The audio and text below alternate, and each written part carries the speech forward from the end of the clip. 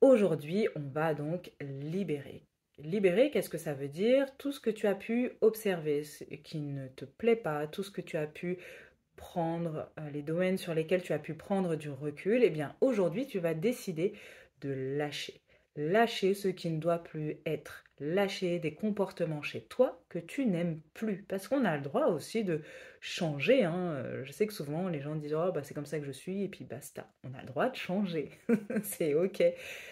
Voilà, donc tu peux lâcher des comportements chez toi que tu n'aimes plus, lâcher des relations qui ne doivent plus être, lâcher des objets aussi qui ne te correspondent peut-être plus, des vêtements qui ne te plaisent plus, lâcher aussi des douleurs qui sont imprégnées en toi, des ressentis, des souvenirs trop douloureux. Donc, en ce jour 2, je t'invite à peut-être faire le tri déjà chez toi, un tri rapide, hein, on ne va pas rentrer dans un truc de 3 heures, mais vraiment on prends un objet que tu n'aimes pas, que tu n'aimes plus, donne-le à quelqu'un, jette-le s'il est cassé, envoie aussi un texto à quelqu'un qui t'a fait du mal et tu n'avais pas pu lâcher les émotions que tu avais à l'intérieur de toi. Je ne dis pas de te mettre dans une furie énorme, je ne dis pas d'insulter la personne, quoique. Mais en tout cas, lui envoyer ce texto, lâcher ses émotions. Et si c'est trop difficile, tu peux le faire par écrit sur un papier.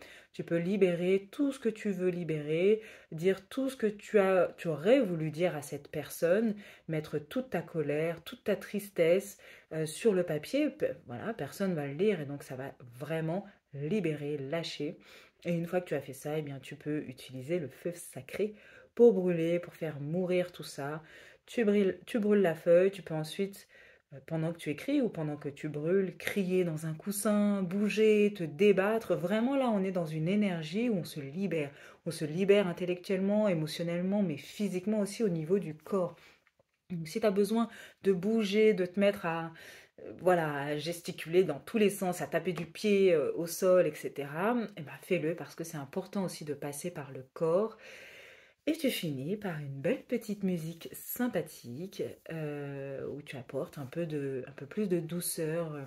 Vraiment, ça te paraît peut-être un peu bizarre, mais ce moment de libération, il est hyper important pour s'aimer soi-même.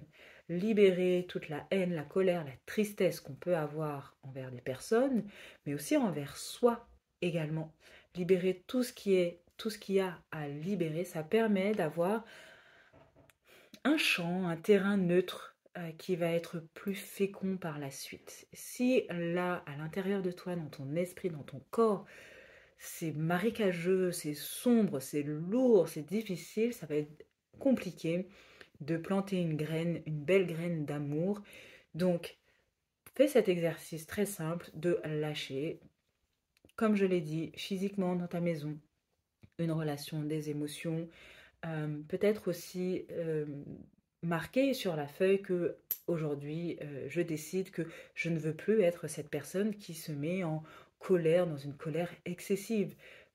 Voilà, tu peux même insulter ta propre colère sur une feuille et brûler cette feuille et mettre une musique douce et en même temps crier, enfin brûler cette feuille, crier et faire sortir totalement toute cette colère et ensuite finir par une musique douce pour eh bien mettre un peu de douceur. C'est symbolique et c'est vraiment pour essayer de libérer le plus possible tout ce qu'il y a à libérer. Je te retrouve demain pour le jour 3.